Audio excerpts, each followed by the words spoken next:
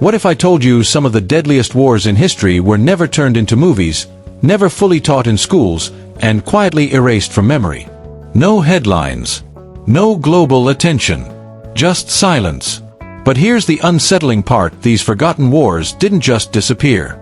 Their consequences are still shaping global power, borders, and even your daily life today. So the real question is, what else has history chosen to hide? Let's start with number 6, because this one sounds almost impossible. In 1896, the British Empire fought the Sultanate of Zanzibar in what became the shortest war in recorded history, lasting roughly 38 to 45 minutes. That alone feels unreal, but here's where it gets deeper. This wasn't really a war in the way most people imagine.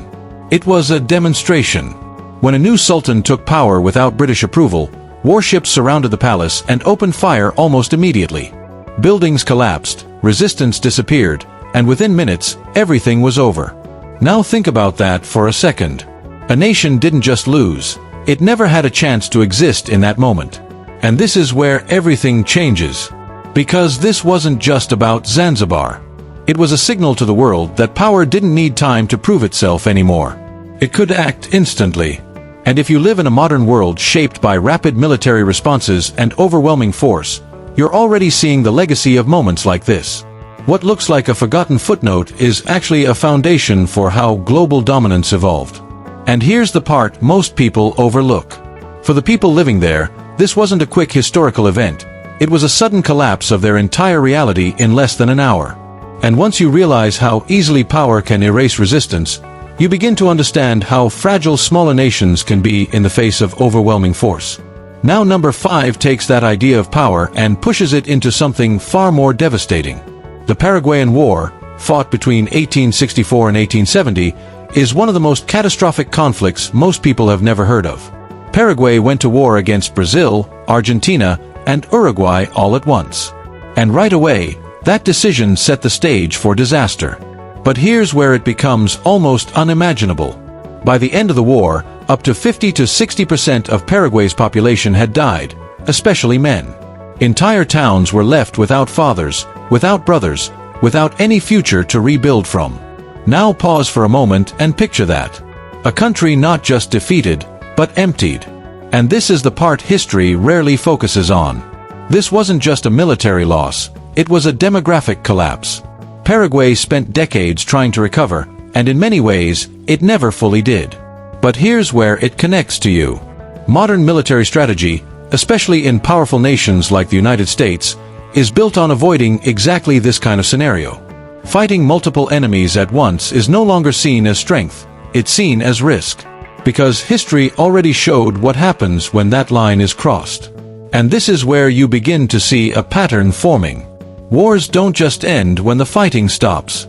Their consequences echo for generations. Now number 4 is where things become almost unbelievable, because it challenges everything you think you know about the deadliest conflicts in history. The Taiping Rebellion in China, which took place between 1850 and 1864, resulted in an estimated 20 to 30 million deaths. That's more than World War I. And yet, most people have never heard of it. But here's where the story becomes even more strange.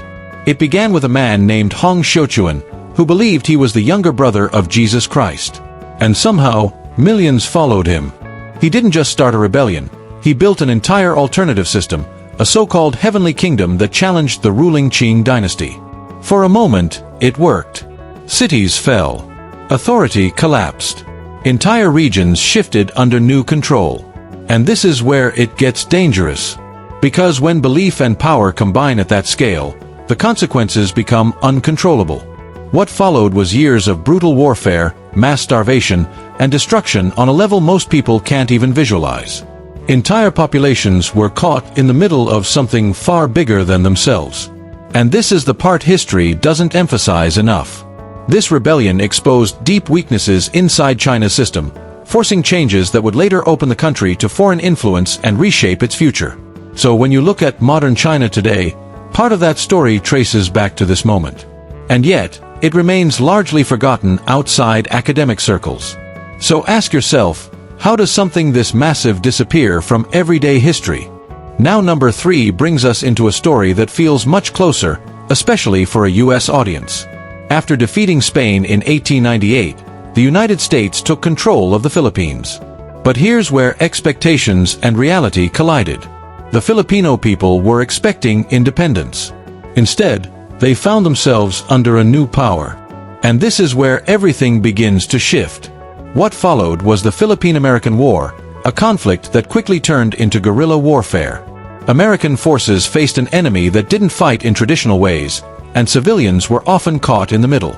Estimates suggest that between 200,000 and 500,000 Filipino civilians died. Now stop and think about that number. This wasn't a small conflict hidden in the background. This was a major war with real human cost. And here's where it becomes uncomfortable. This war challenges the idea that expansion always aligned with freedom. It reveals a more complicated reality, where strategy, influence, and control shape decisions just as much as ideals. And if you look at later conflicts involving the United States, Vietnam, Iraq, Afghanistan, you begin to see familiar patterns.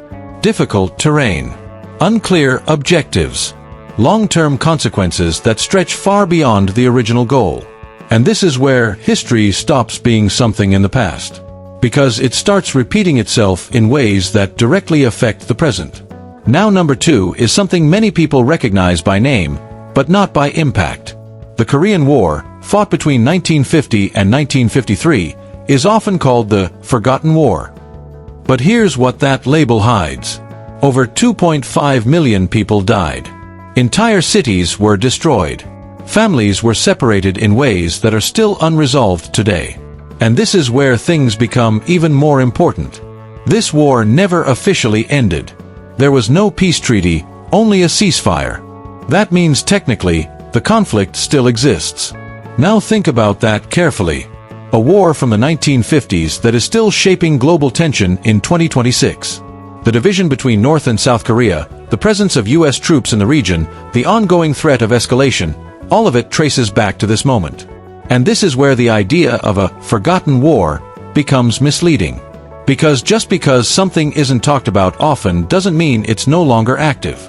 In fact, it may be more relevant than ever.